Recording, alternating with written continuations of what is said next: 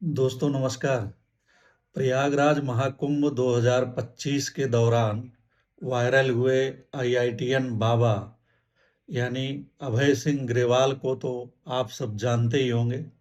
भौतिक जीवन से दुखी होकर उन्होंने पेशेवर करियर के साथ साथ भौतिक सुख सुविधाओं को भी त्यागने का दावा किया था और सन्यासी बन गए थे। कहा था कि वह ब्रह्मांड के सत्य की खोज में निकल पड़े हैं। अब उनकी सत्य की यह खोज पूरी हो गई है। जिस शादी से उन्हें नफरत हो गई थी और जिसकी वजह से उन्होंने सन्यासी जीवन अपनाया था, उसी शादी को उन्होंने स्वीकार कर लिया है। अभय सिंह ग्रेवाल ने कर्नाटक की रहने वाली इंजीनियर प्रतीका से 15 फरवरी 2026 को महाशिवरात्रि के दिन हिमाचल प्रदेश के धर्मशाला के प्रसिद्ध अघंजर महादेव मंदिर में शादी कर ली। इसके बाद 19 फरवरी 2026 को कोर्ट मैरिज भी कर ली है। प्रतीका इंजीनियर हैं। दोनों का परिचय 1 साल पहले हुआ था, कुंभ के बाद। शादी के बाद बाबा भय सिंह अपनी पत्नी के साथ हिमाचल प्रदेश में रह रहे हैं। वह दोनों अब सनातन यूनिवर्सिटी स्थापित करने पर काम कर रहे हैं। शादी का खुलासा तब हुआ जब वह हरियाणा के झज्जर में अपने वकील पिता के चैम्बर में अपनी पत्नी के साथ पहुंचे।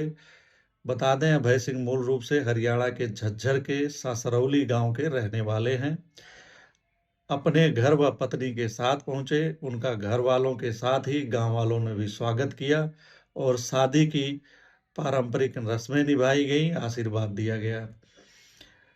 लंबे बालों और फटे पुराने कपड़ों में कुंभ में घूमने वाले इस युवा तपस्वी ने भारत के प्रमुख इंजीनियरिंग संस्थानों में से एक आईआईटी बॉम्बे से पढ़ाई की थी। इसके बाद वह साल 2019 में कनाडा चले गए। उन्हें प्रतिमाह 3 लाख रुपए, लगभग 36 लाख रुपए प्रतिवर्ष का वेतन मिलता था। फिर भी वह अवसाद में चले गए और जीवन में कुछ कमी महसूस करने की भावना से जूझने लगे। इसी को दूर करने के लिए उन्होंने अध्यात्म की राह चुनी। पेशेवर करियर के साथ साथ भौतिक सुख सुविधाओं का त्याग किया और ब्रह्मांड के सत्य की खोज में निकल पड़े। उन्होंने कहा कि मैंने वही किया जो कोई भी लड़का करता है, शराब पी, सिगरेट और बीड़ी पी, लेकिन मेरे मन में सत्य की खोज की तीव्र इच्छा थी। तब कहा था कि उनकी भारत में एक गर्लफ्रेंड थी जिसके साथ उनका 4 साल तक रिश्ता था, लेकिन शादी नहीं हो पाई।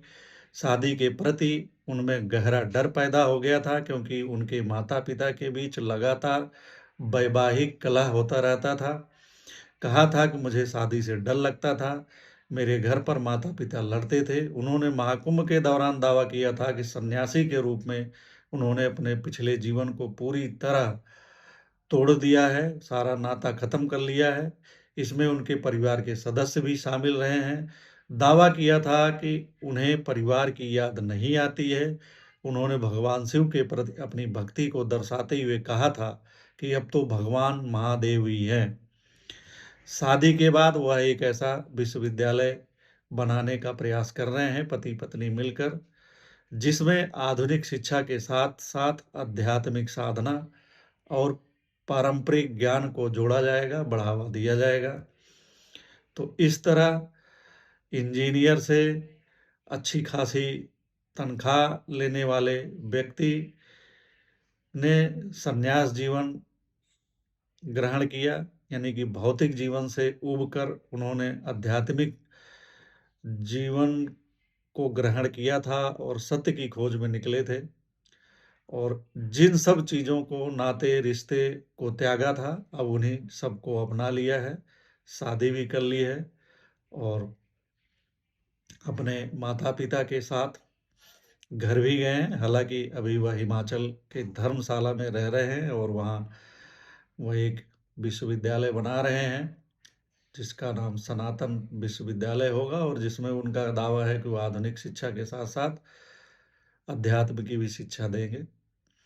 तो बहरहाल उनके इस जीवन के लिए शुभकामनाएं। लेकिन लौट के बुद्धू घर को आए, कहावत शायद ऐसे लोगों के लिए ही कही गई है। धन्यवाद, नमस्कार।